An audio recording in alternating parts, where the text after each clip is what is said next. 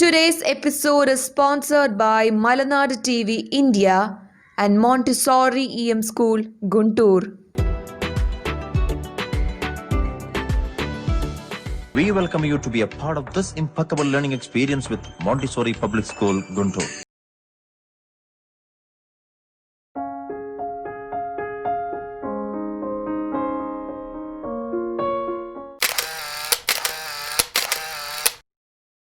Hi y'all, welcome to CSE series. This is Ashwati from DRB.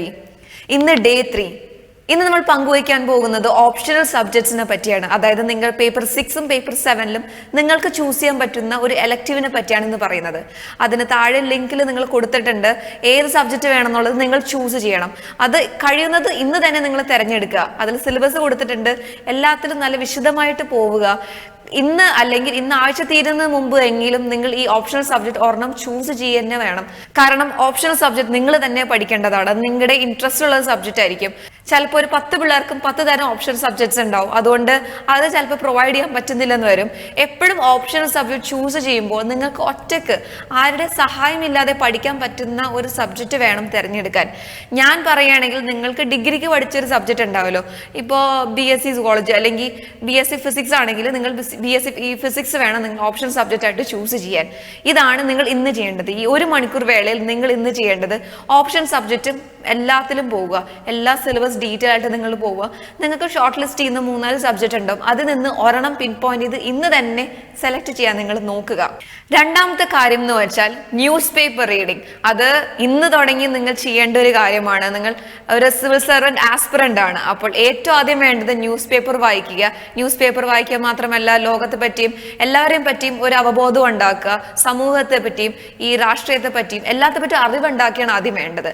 അപ്പോൾ ആദ്യം news paper, ഞാൻ പറയുക Hindu news പേപ്പറാണ്. കാരണം UPSCയും പ്രിഫർ ചെയ്യുന്നത് ഹിന്ദു ന്യൂസ് പേപ്പറാണ്. ചിലപ്പോൾ ഒരു പക്ഷേ റീച്ച് ഉള്ളൊരു ന്യൂസ് പേപ്പർ ആയതുകൊണ്ടായിരിക്കും ഇന്ത്യയുടെ ഏത് ഭാഗത്തും ഹിന്ദു ന്യൂസ് പേപ്പർ എത്തുന്നുണ്ട്. അതുകൊണ്ടാണ് അവർ ഹിന്ദു ചൂസ് ചെയ്തിരിക്കുന്നത്. നിങ്ങളും ഹിന്ദു ചൂസ് ചെയ്യുന്നതായിരിക്കും നല്ലത്. അത് ഇന്ന് തന്നെ നിങ്ങൾ വരുത്തണമെന്നില്ല. നിങ്ങളുടെ മൊബൈൽ ഫോണിൽ നോക്കിയാൽ അത് നിങ്ങൾക്ക് കിട്ടാറുണ്ട്. അതിനുവേണ്ടി മൊബൈൽ ഫോണിൽ ഡൗൺലോഡ് ചെയ്യുക, നിങ്ങൾ ഇന്റർനെറ്റിൽ ഇരുന്ന് കാണുകയോ എങ്ങനെ വേണമെങ്കിലും നിങ്ങൾ ഇന്ന് ന്യൂസ് പേപ്പർ വായിക്കണം.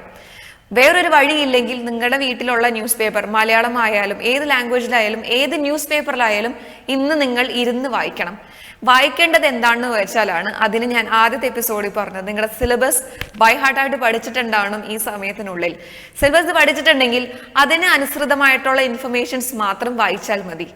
അതായത് ഏത് ന്യൂസ് കണ്ടാലും ഇത് എന്റെ സിലബസിൽ ഏത് ഭാഗമായിട്ട് വരും എന്ന് വേണം നിങ്ങൾ നോക്കാൻ. ഇപ്പോ ജൂൺ 5-ാം തീയതി ലോക പരിസ്ഥിതി ദിനമായിരുന്നു. അപ്പോൾ ആ ഒരു കാര്യം ഇപ്പൊ എക്കോളജിയിൽ അല്ലെങ്കിൽ എൻവയറൺമെന്റ് സയൻസിൽ അത് പെട്ട ഒരു വിഷയമായിരുന്നു. അതുകൊണ്ട് എന്ത് കാര്യം പഠിച്ചാലും നിങ്ങളുടെ സിലബസ് അതിൽ നിന്ന് എവിടെ വരും എന്ന് നോക്കിയിട്ട് വേണം പഠിക്കാൻ. പിന്നെ മെയിൻ ആയിട്ടുള്ള കാര്യം ഈ സെൻട്രൽ ഗവൺമെന്റ് അല്ലെങ്കിൽ നാഷണൽ ഇമ്പോർട്ടന്റ് ആയിട്ടുള്ള ന്യൂസ് ആയിരിക്കണം പഠിക്കുന്നത്. നമ്മുടെ ലോക്കൽ ന്യൂസ് പഠിക്കുകയാണെങ്കിൽ അതൊരു കാര്യം ഉണ്ടാവില്ല. കാരണം എത്ര വന്നാലും സെൻട്രൽ ഗവൺമെന്റ് ആണല്ലോ, അവരുടെ അടിയിൽ നിന്നാണല്ലോ ഈ എക്സാം സിലബസും ഈ ക്വസ്റ്റ്യൻ പേപ്പറൊക്കെ ഇടുന്നത്. നമ്മുടെ നാട്ടിൽ സംഭവിക്കുന്ന കാര്യം അറിഞ്ഞു വെക്കുന്നത് നല്ലത്. പക്ഷെ ഏറ്റവും കൂടുതൽ ഇമ്പോർട്ടൻസ് കൊടുക്കുന്നത് ഈ നാഷണൽ ലെവൽ ഇമ്പോർട്ടന്റ് ന്യൂസ് ആയിരിക്കും.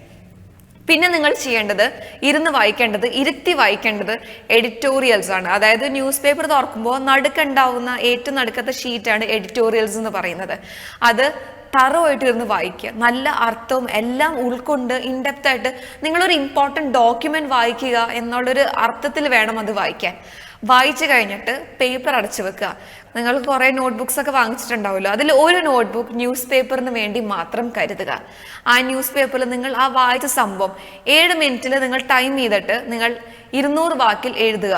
വായിച്ച വിഷയം, വായിച്ച എന്താ കാര്യം എന്ന് വെച്ചാൽ 7 മിനിറ്റിൽ 200 വാക്കിൽ എഴുതുക. 200 വാക്ക് എന്ന് വെച്ചാൽ ഒറ്റ പാരഗ്രാഫ് ആയിട്ടല്ല, ഒരു ചെറിയ പാരഗ്രാഫ് ആയിട്ട്. അത് ആദ്യത്തെ പാരഗ്രാഫ് ഒരു 20-30 വേർഡ്സ്, അങ്ങനെ ഓരോ പാരഗ്രാഫ് ഒരു 30 വേർഡ്സിൽ അടങ്ങിയത് മതി എഴുതാൻ. ഇത് നിങ്ങളുടെ മെയിൻ എക്സാമിന് വേണ്ടിയുള്ള ഒരു എക്സസൈസ് ആണ്. നമ്മൾ പ്രിലിംസും കടക്കും എന്നുള്ളൊരു വിശ്വാസത്തോടെയാണല്ലോ നമ്മൾ പഠിക്കുന്നത്. അപ്പൊ മെയിൻസിൽ ആ പ്രിലിംസ് കഴിയുമ്പോൾ പെട്ടെന്ന് ഒരു തവണ സുപ്രഭാതത്തിൽ നമുക്ക് എഴുതാൻ പറ്റണമെന്നില്ല. അതുകൊണ്ട് ഇന്ന് തന്നെ നിങ്ങൾ തുടങ്ങുക. 1 മണിക്കൂർ ഓപ്ഷൻ സബ്ജക്ട് നിങ്ങൾ ചെലവഴിക്കുകയാണെങ്കിൽ ഈ 1 മണിക്കൂർ നിങ്ങളുടെ ന്യൂസ് പേപ്പർ ഇരുന്ന് വായിച്ചിട്ട് പിന്നത്തെ 7 മിനിറ്റ് കൊണ്ട് നിങ്ങൾ ഈ ആർട്ടിക്കിൾ നിങ്ങൾ എഴുതണം.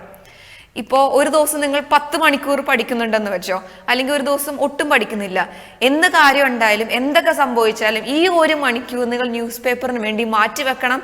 അതുപോലെ തന്നെ ഈ ഒരു എസ്സേ 7 മിനിറ്റുള്ള ഈ എസ്സേ നിങ്ങൾ എഴുതാൻ വേണ്ടി മാറ്റിവെക്കണം. അപ്പോൾ ഒരു നോട്ട്ബുക്ക്, ശരിക്കും 2 നോട്ട്ബുക്ക് ഉണ്ട് ന്യൂസ് പേപ്പറിന്. ഒന്ന് ഈ നിങ്ങൾ ഈ സിലബസിന് റിലേറ്റഡ് ആയിട്ടുള്ള കാര്യങ്ങൾ നോട്ട് ചെയ്ത് വെക്കാനായിട്ട്.